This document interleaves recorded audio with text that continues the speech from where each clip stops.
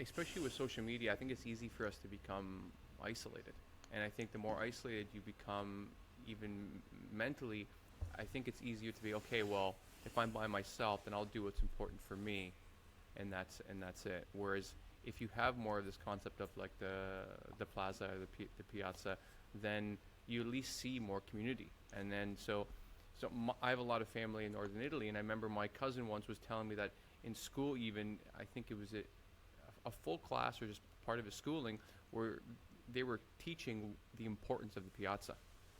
Oh, And so wow. there's actually intention behind it, and why they are in communities and in cities, and how they do kind of keep the fabric of that community healthy and alive. And that absolutely does not exist in North America, definitely not in Ontario, because everyone is again siloed in their two big homes, and we're maybe going to the Costco or the Walmart.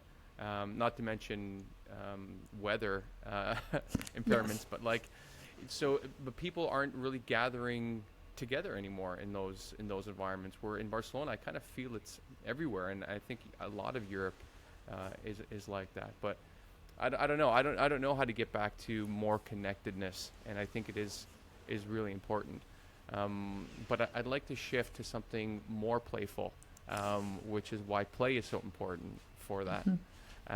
Because I really, and that's how I came upon, because I saw someone I know from Barcelona, Ella, who I've done improv with, on one of your podcasts. And so I looked on your site and I saw the book, and I love the idea of play, because it is so important. And over the years, improv has taught me a lot of that. So maybe we can start by you sharing like how you got focused on this idea of play, and why you feel it's so crucial for all of us. Yeah, yeah. Well, actually, I think it's kind of it almost fits together with the topic we were talking about, right? Because I think for me, play is. I guess I felt like there is a sense to which growing up can be heavy, right? If your definition of growing up is acceptance and responsibility, and you've got all of these big issues to deal with, and you're trying to figure this out, then that's a lot. That can feel like weighty. And I wanted to redefine a growing up that had the stuff that I loved, that I love from my youth, that feel, I guess, a part of me in terms of a playfulness, a silliness, kind of having an afternoon nap, the things that felt like, oh, actually, you don't need to put down everything that was great about childhood just because you're kind of growing up now. Like, you can bring some of that stuff with you.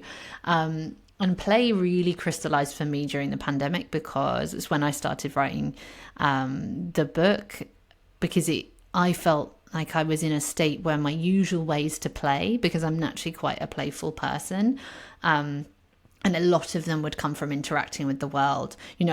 The person that I would find, like, oh, I remember one day there was like a random pink ball on the pavement that somebody had left or got abandoned, and I spent a long time kicking that along the street and kind of playing around with it. It would be that type of thing, or I would see something that would make me laugh or inspire me, and I would go and create something from that. But spending 3 months entirely confined to the few walls in which I lived really made me recognize that, I got very stagnant. I felt very heavy. I felt like I was battling with that. Where was that inspiration? Where was that spark? And play then became something. When I thought about it, I realized I actually need to do this deliberately. It's not just when I feel playful, I will play. And I think that's what's wonderful about play. It works both ways. In a similar way to, I actually think about creativity, right? When you feel creative or when you feel playful, there's so much you can do, and it shifts your energy, and you have this mood, and everything becomes, there's a magic to it. I don't know, there's a spark to it.